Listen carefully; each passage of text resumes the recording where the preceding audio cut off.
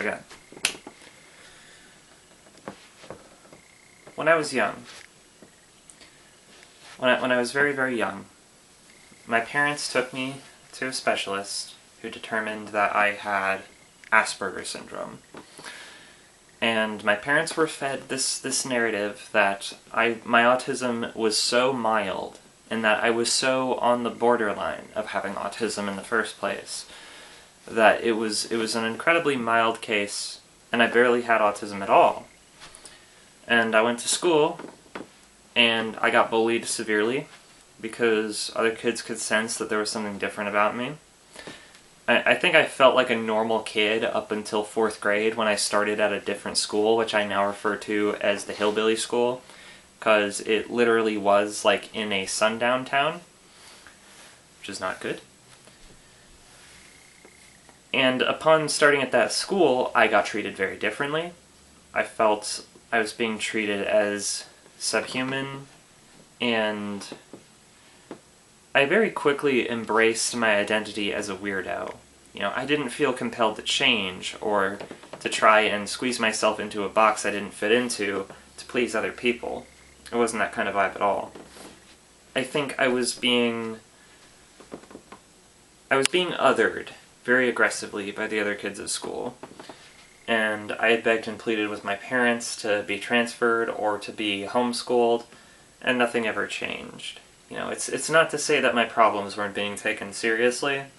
It was more that that would be a very difficult thing to do, and my parents didn't feel like they were capable of accommodating either of those solutions for me. So I just got a lot of pep talks and not any real change in my life.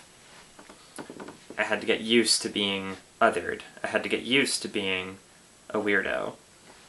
And for a long time I've embraced that about myself, and that's why I made that video last year called You Need to Get Weirder. Because, you know, to this day I continue to see people with those attitudes on social media, and it's infuriating. You know, I don't want to see that. I don't want to see autistic people being pressured by others to fit into this weird, like, fake idea of normalcy that doesn't actually exist. And I especially hate to see autistic people pressuring themselves and each other into doing that stuff. So why is it that I can confidently say these things and inspire other people to feel that way and to feel better about themselves and accept themselves for who they are, and yet I cannot apply this logic to myself? Because starting in the 4th grade, once I started being bullied pretty severely, and this lasted through high school, I stopped doing my homework. Like, not stopped altogether, but like, I wasn't able to really do it. Like, I didn't feel compelled to do it. I didn't take school seriously. I didn't see the point.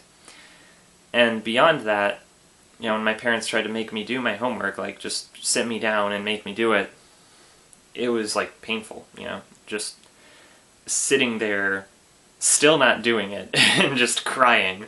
Just sitting at the table and crying. And, you know, sometimes I would hide my homework. I would stuff it in my desk just to not think about it anymore. And, you know, when my grades started to fall and I wasn't turning stuff in, obviously the teachers and my parents caught on to what was going on, and I got in trouble.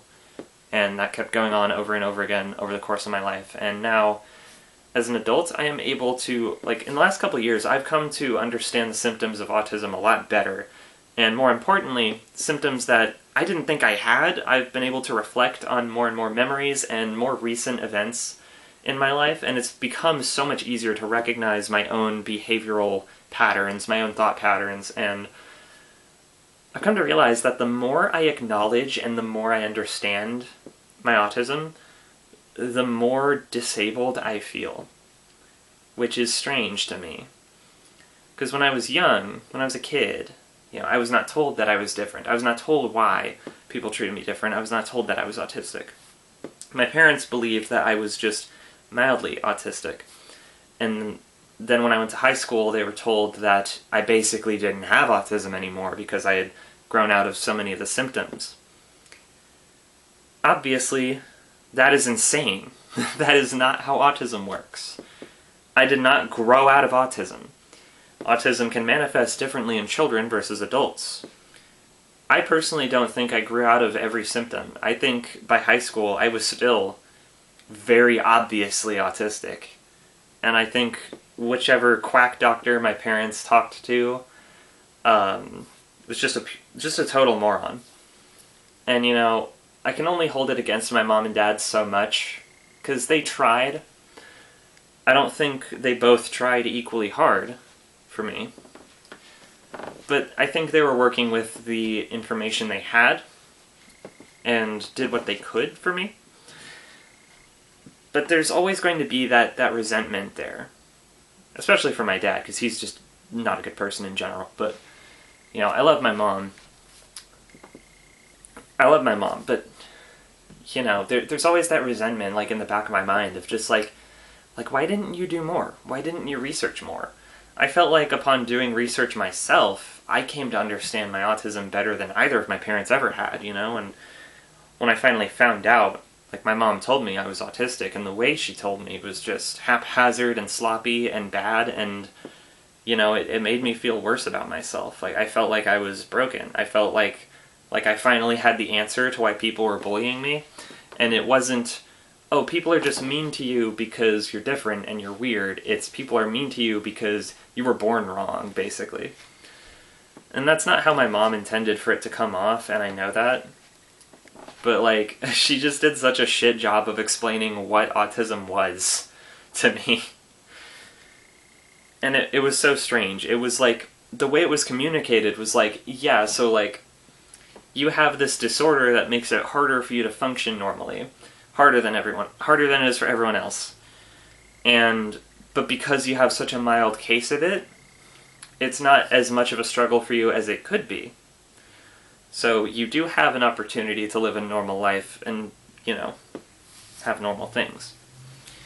And by this point, because I had internalized my strangeness so much as a core part of my identity, suddenly having it pathologized and turned into this, like, problem deeply impacted my self-esteem.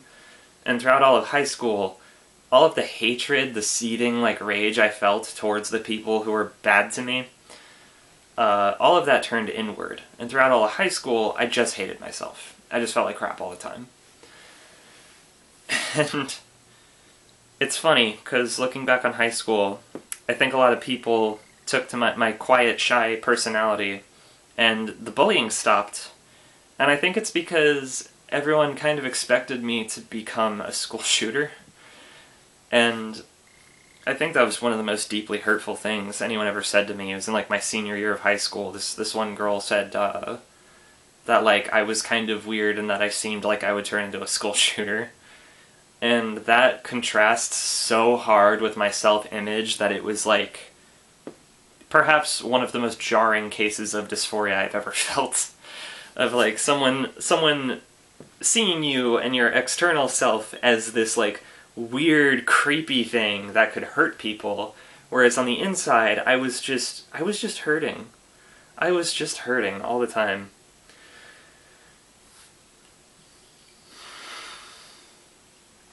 Sorry, I'm not trying to tell some kind of, like, woe is me story. My life is so hard. That's not the point of this video. I promise. I'm getting to a point. So, obviously now, in retrospect, I can look back on all those childhood memories. I can think back to me not doing my homework and everything. And I understand. I was just shutting down. I was just burnt out. And I was, like, having executive dysfunction problems constantly because my needs were not being met. I did not have the level of assistance I needed to feel comfortable. I was constantly overstimulated and treated poorly for being different. And, you know, it was so fucking weird, because it was like half of my classmates, I shouldn't say half, because it wasn't that many people, but it was like some of the classmates saw me as defective and weird and stupid and slow, and then another chunk of my classmates saw me as, like, kind of, like, pitiful, I guess. Like, there were a lot of girls and even teachers who saw me as, like, they could tell I was autistic, and the way that they talked to me felt like I was being condescended to. Like, it was kind of like the way that you would talk to a toddler, or like a puppy. That was how people talked to me. And I noticed immediately, even when I was a kid. And I thought this was strange, because I've told this to people, like a few different people I've told them that, like, yeah, it's super weird being like an autistic kid and having people talk to you like you're an idiot or like you're a toddler. And whenever I tell people that I experienced that, they usually try to tell me that, oh, it wasn't meant that way, or the person who said that stuff to you was actually being nice or helpful or something. And that shit just drives me up the fucking wall. It's like, why? Like, you weren't there. You didn't experience what I experienced. Why are you defending this random person from my memories, you know? Like, I think it's probably a projection. I think it's guilt. Like, to me, that's kind of an admission that, like, oh, so you're saying you did this thing that I'm describing this person doing that made me uncomfortable, and now you're kind of defensive about it because you don't want to feel like a bad person. Well, too bad, because that actually is demeaning to an extent. I know you were trying to be helpful by being, being like extra nice or whatever. But no, the baby talk thing actually makes neurodivergent people feel crappier about themselves, and you shouldn't do that. Like, actually, unless you're talking to like an actual toddler, don't fucking do that.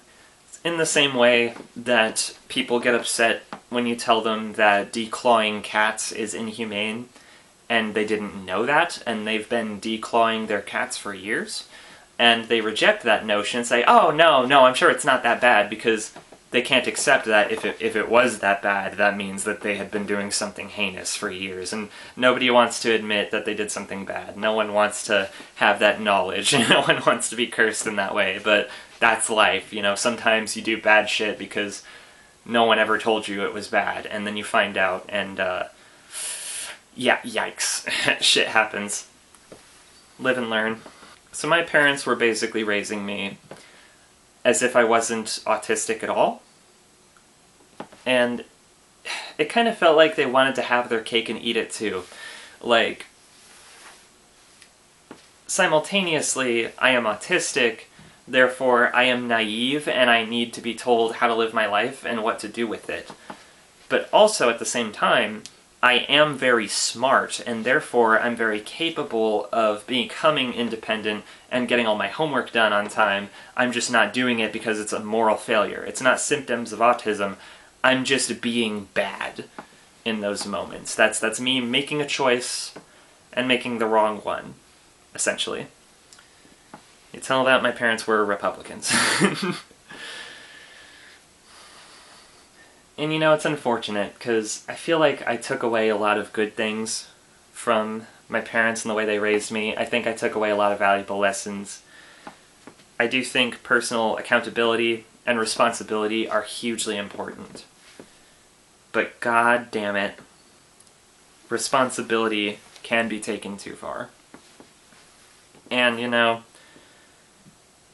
I feel over the last few years, you know, I reached adulthood, and it was like, the transformation once I got out of high school, once I got out of that miserable fucking situation I was so desperate to escape from, once I finally escaped, it was like my brain went through this rapid acceleration, and like I suddenly had, you know, friends, I had the ability to practice critical thinking, I was able to form my own opinions of things, and my own tastes and everything. I started growing a personality, and I started growing, you know, just developing a lot faster.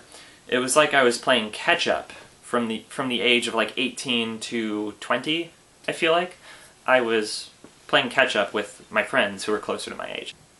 After all that time of hating myself, I finally learned that I was capable of being loved, that I was capable of making friends who genuinely, sincerely enjoyed my company, people who wanted to hear me talk about all the silly stuff that I thought only I cared about. I had people who I shared things in common with, and I wanted to hang out with them all the time, and I felt myself becoming more powerful and more capable and more independent. And now I find myself at this strange struggling point in my life, in my adult life, where for the first time in years, I don't feel like I'm learning from my mistakes. I don't feel like I'm growing, and I don't feel like I'm getting stronger. The last year especially, I feel like I've gotten weaker. I feel like I've experienced things that have messed with my head, and instead of learning from them, I just feel like I've lost a piece of myself. And I don't know if I can go on the way that I used to. I don't know that I'm strong enough to live the way I used to live. It's a really hard thing to know, because when you live so long, when you spend most of your life not loving yourself, when you finally earn that, and you feel it deep inside, and you just know, like, fundamentally, like, I love being me, that's a good fucking feeling. You can pretty much confidently walk through life and no one can tell you anything, no one can tear you down, because you're confident and you just know, I've got my shit together, I know who I am, and I am good. Once you've been an adult for a while, and you've seen some shit, and you've done some shit that you're not proud of, suddenly I am a person who went from hating myself to loving myself, and now I don't love myself anymore. I do not love the person I am right now. I do not love the person I've been for the last couple of years. I've begun to realize something. Intellectually, I completely disagree with my parents' reasoning. I don't think that my failures were due to a lack of effort or laziness. I don't think that my bad grades were a sign of some kind of moral failure in me. I don't think it was a problem inherent to my personality or who I am or the choices I made. So why is it that I keep holding myself accountable for that stuff? Why is it that when I end up sitting around the house not getting anything done, I feel guilty? I feel like shit, you know? Why do I place so much emphasis on productivity? Why do I put so much weight on myself? Why am I so hard on myself when I fail to live up to my own standards of what I think I should be capable of doing? I'm not a consistent person. Sometimes I get up in the morning and I feel energetic and I just want to, like, you know, the world is my oyster. I want to grab life by the hands and just jerk it around and make it mine. I want to do the things that I want to do and I want to get them all done right now. And then other days I wake up and I can't get out of bed. I don't see the point. I just feel like nothing is going to change. What's the point of doing anything? You know? It's like 1 minute I love my life, I have all the things I could ever want, and then the next minute, video games aren't fun anymore, and I'm just in my house sitting on the couch staring at a wall. While it is very good and very helpful for me to take responsibility for things I've done wrong, that creates opportunities to grow and to learn, and become a better person. Taking responsibility for things that aren't my fault hurts me. It only hurts me. So, you know, watching these self-help videos, and they give you all the therapy tools to understand your thought patterns better and how to change them. Throughout my life, I've had many instances where I felt things were getting bad. I was starting to feel trapped in the position that I was in the place I was in, the environment. Needed to change. So when I got to my breaking point, I would pack up all my shit and go. I've done this several times. When things got bad with my dad, when things got bad with my mom, when things got, you know, with my old roommates, I used to cry myself to sleep at night because I lived so far away from the love of my life. And I wanted to be with him so bad, and it was like every passing day that I spent living apart from him felt like I was losing a day of my life with him. Like I was one step closer to being, you know, in the grave, not having spent my whole rest of my life with him. It felt like a waste. And it was painful to be so far away from him for so long. Now I have that. I have him here. I live with him, and suddenly, I feel much more rooted to my environment. I feel that now that he and I are an item, and for me to pack up my shit and get out of here, he has to pack up his shit and come with me. I am suddenly much more stuck in my ways. I don't have all the money in the world. I don't have all the freedom in the world. I am now hundreds of miles away from my hometown, and I don't know if I would even want to move back there if I could. You know, if I could take Josh with me anywhere in the country, I don't think it would be my old hometown. I could see living in a different part of Illinois. Decatur kind of stinks. So now here I am at this point in my life where I feel like I'm going backwards. I feel like I'm getting weaker. I feel like I've had a few traumatic experiences that have given me crippling depression and anxiety even more than I had before. I've always been a neurotic person, but I used to be able to tip my hat with a wink and a nod and say, hey, at least I'm getting better. And I'm not better. I'm not. Or I should say in some ways I'm better, but in other ways I feel like I've lost some of the coping mechanisms that used to really help me. I don't know exactly how or when or why these things happened, but just trying to give myself more grace, I suppose.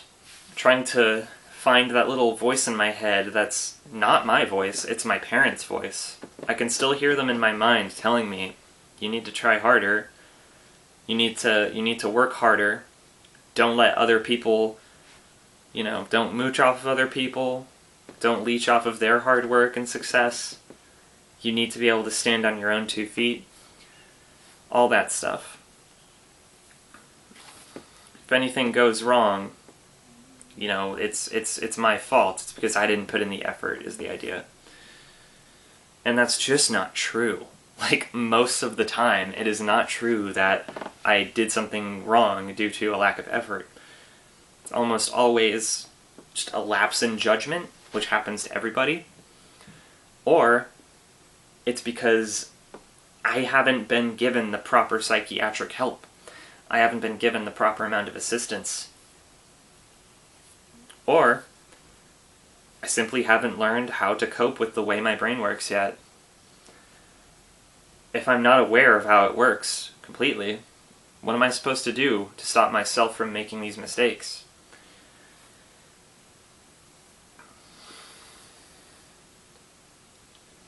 About a month ago, a couple of my friends came to visit me, and they really wanted to hang out and go see the city. They wanted to see Philly, they wanted to see New York.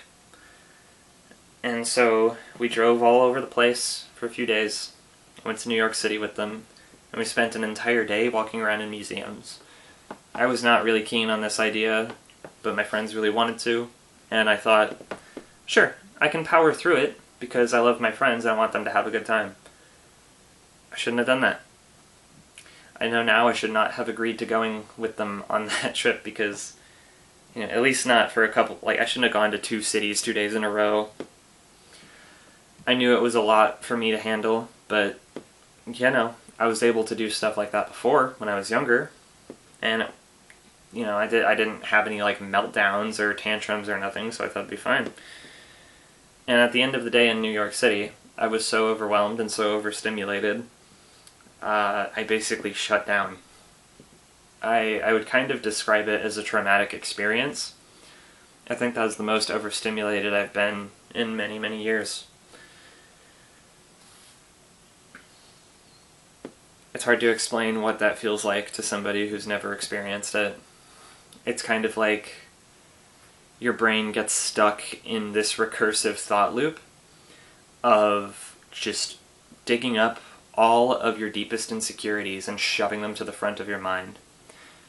Each one reminds you of a different thing happening in your life that you've maybe felt uncomfortable with for a while, or that you've been kind of shoving down deep so you don't have to think about it. Suddenly, all of that is brought to the front of your mind.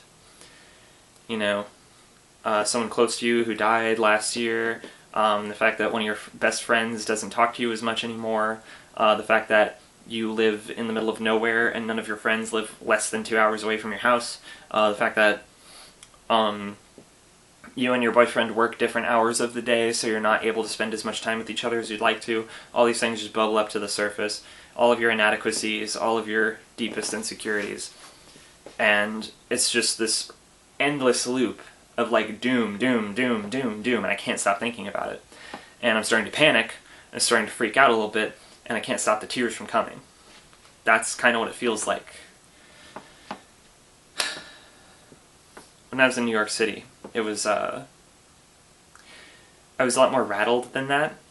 I don't think it was just, like, all my negative emotions bubbling to the surface. It was also, like, there was a bit of uncontrollable rage and fear. Like, it was just noise coming from all around me. It was like having 20 different people blowing air horns in your ear at the same time. And it was embarrassing and uncomfortable, and I pretty much couldn't talk for the rest of the evening. I was just kind of busted. I talked to my friends about this, and, sometimes they try to spin it in a positive way, be like, well, we learned something now, we know better than to, do this again, we're not going to have Krona walk around in New York City all day again. And I'm like, no, you don't understand. This wasn't a learning opportunity. I did not grow from this. I am now terrified of ever going into the city again. I don't know if that's a situation where I should blame anyone. I think I was trying to do a good thing by taking my friends to New York City. And just because it didn't go well for me in the end,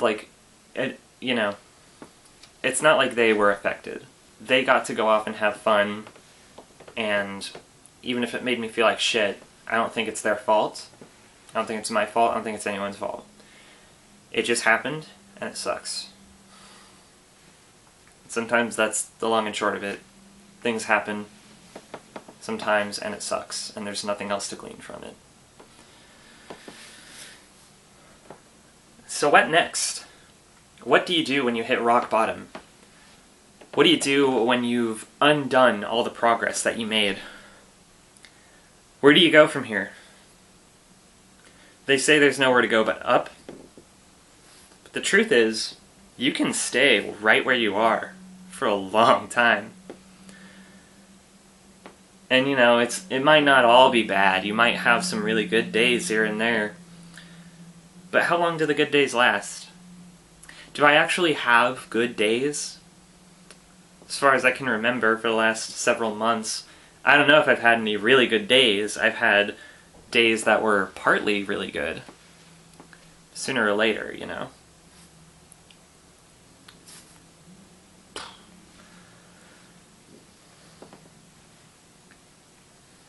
When I was about 18 or 19, I told my dad, hey, did you know, they don't actually call it Asperger's syndrome anymore. Thank goodness. All of it is just categorized as ASD now. It's all autism spectrum disorder. There's a few different types of autism, but it's all now just called autism. And I was so happy about that because I hated the name Asperger's. That's embarrassing, first of all, to be a kid and be diagnosed with something like the Asperger. Really? What the fuck's wrong with you? And furthermore, it's the name of a Nazi scientist. So, being diagnosed with the Nazi scientist Buttburger disease is not a good feeling to have. I was very happy about this information. I was very happy to learn that it was no longer called Asperger's, but my dad was upset. He thought it was a bad thing, because I think he kind of clung on to the idea that because I had the mild touch of autism, I just had a little bit, I was on the borderline, that made me not like the real autistics. I wasn't one of the really special kids, I still had so much of my cognitive function. I'm so much more functional. I don't know why the fuck people say that like it's a good thing. I've had so many occasions where I admitted to someone that I was autistic, and they responded to me saying, wow, you're surprisingly high-functioning, like it was a compliment. Like, fuck you. I feel like it's pretty dehumanizing to categorize human beings as high-functioning or low-functioning. That doesn't sit right with me, first of all. But also, it is not a compliment to tell me, wow, you're a lot less stupid than I expected you to be. You're a lot higher on the hierarchy of human beings than other autistic people are. You're not as subhuman. And you know, if I called this behavior out, like, in the moment, the people who say that stuff to me, I'm sure they'd get very defensive and very upset that I interpreted it that way. But let's be real here. That's what the words you're using inherently mean. They come with implications. You may not understand that that's what you're saying, but that is what you're saying. So don't ever fucking say that shit. I don't like it. You know? I don't like that there is this distinction made between the real autistics and the mild autistics. The ones who are, you know, I'm so independent, I can hold a job, I never have trouble talking, except the more I think about it, the more I realize these things are not actually true. It's just that these things are true about me most of the time.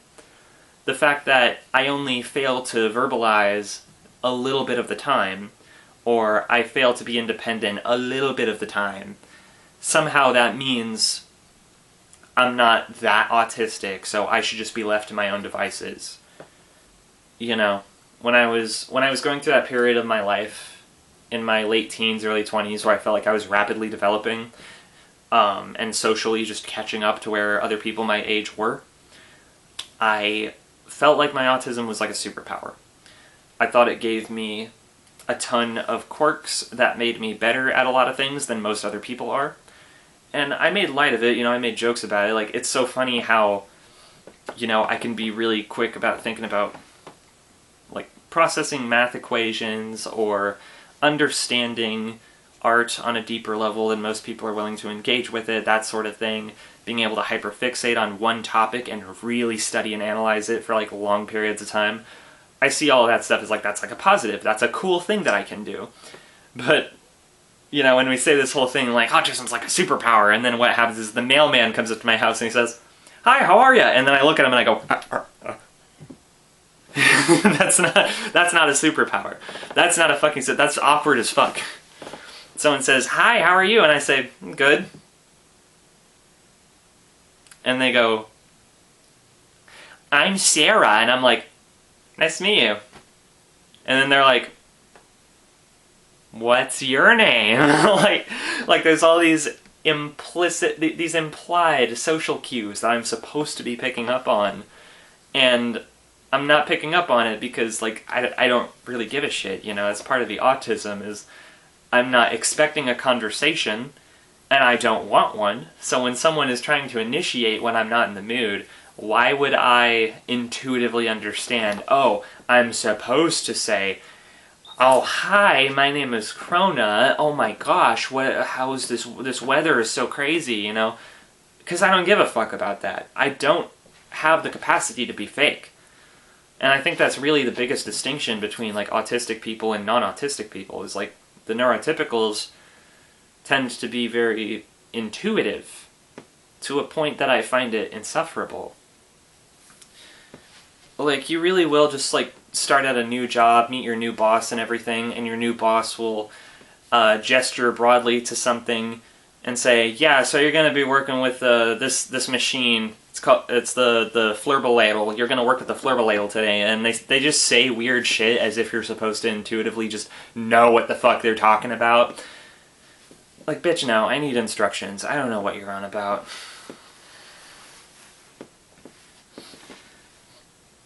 My least favorite kind of interaction that I've had recently is all the times when I'm trying to carefully explain an extenuating circumstance to somebody, and as I'm in the middle of explaining it, the person I'm talking to is so fucking impatient, they keep cutting me off to try and guess what I'm about to say, and they get it wrong like 5 times, when they could have just let me finish my fucking sentence in the first place and understood, no, I am clearly explaining to you, here is the situation, and here is the question I want to ask. And they're just trying to cut to the chase and just be like, "Is this the question you're asking? Is this the question you're asking?" Because they're comparing me to every other fucking person they've met. And I'm not every other person. I have my way of communicating. And I think everybody is like that. I think everybody has their own way of communicating. So why the fuck... I don't understand. I don't understand why it's so common for the neurotypical folks to try and just simplify. It's like they want to simplify, and shrink everybody down until we are all working with the most minute efficient, quick, and straightforward conversational vernacular possible. I can't fucking stand it. I just want people to say what they mean and mean what they say. I don't give a fuck about social cues. I don't care about social rules. That shit's all dumb as fuck. It's the self-talk that's the problem, isn't it? I'm way too judgmental. I'm way too snooty, and I'm way too dismissive. Those are all character flaws with me. But they come from a real place of real frustration. They come from being misunderstood and misinterpreted over and over and over again for many, many years. There's a certain level of spite that starts to build up deep inside you when you feel your family and your friends and the world itself, your society, your government, your country, constantly fails you. Not to get into the whole, capitalism bad thing, but capitalism bad. I don't think it's okay to live in a system where everybody has to work and prove their value, prove their worth, in order to earn basic human rights. I don't think anyone should have to work to earn food or shelter, especially when we live in what is allegedly a first world country, in the modern era. I could understand if we were still living in, medieval times, if resources are scarce and we're all working in the fields with our bare hands. Yeah, it makes sense. You want as many people to pitch in as possible. But when you live in a world like this where there is plenty of money and resources to go around, what the fuck are we doing here? It should not be humanly possible for someone to work a full-time job and not be able to support themselves and their family. Shouldn't be fucking possible, especially if you're just one person. If you're just one person living alone and you work full-time and you're barely making ends meet, that's just pure evil. That is a negligent, unempathetic system, and it's wrong. I understand all these things intellectually. So why is it that emotionally, in here, I beat myself up over it? Why do I keep disallowing myself to be free from responsibility for my disability? I am disabled. It's not a superpower. Sure, I might get other autistic people accusing me of having, the special quirk chungus flavor of autism that just makes me funny and likable and quirky and cute and fun to be around. But you know what?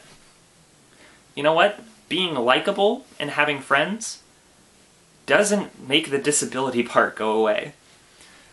It doesn't make the rest of it easier. You can have all the friends in the world and still feel like a piece of shit. There is no amount of external love that can make me love myself. That has to come from in here. So that's it then. I have to do what I can to move forward. This whole YouTube thing, I might not be able to turn this into a full-time job. I don't, maybe I'm just too inconsistent. Maybe I'm not marketable enough, or consistent enough, or smart enough, or funny enough. Maybe I don't care enough about things that are topical and mainstream, and I'll never get the amount of clicks or the amount of engagement necessary to make my life fun and easy and, have a steady income. I need to learn to be okay with that.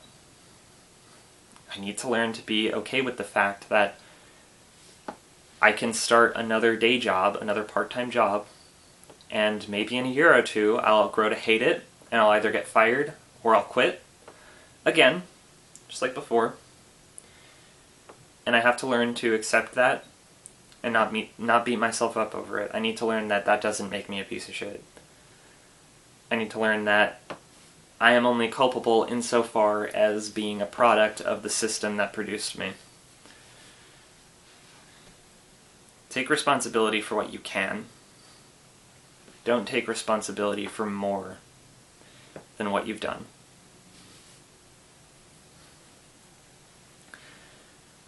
A life motivated by guilt leads to you making bad choices.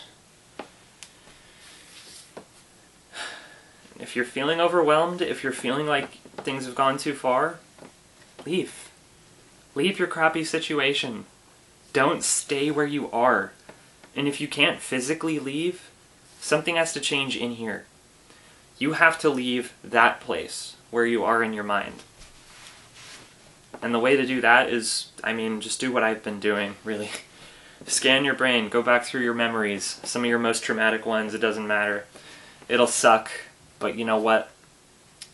If you can find that voice in your head, the one that's telling you you're a failure, the one that's telling you you're not good enough, the one that's telling you you're not doing what you're doing right, you're not doing it correctly, if you can find out whose voice that is, because it might not be you, you can find out whose voice that is and kill it, then you can replace it with whatever you want. You can adjust. You can change that voice that's telling you you're not trying hard enough, and you can replace it with one that says, it would be nice if we did more, but we don't have to. It's not the end of the world. It's just a job. It's just a place. It's just your mind.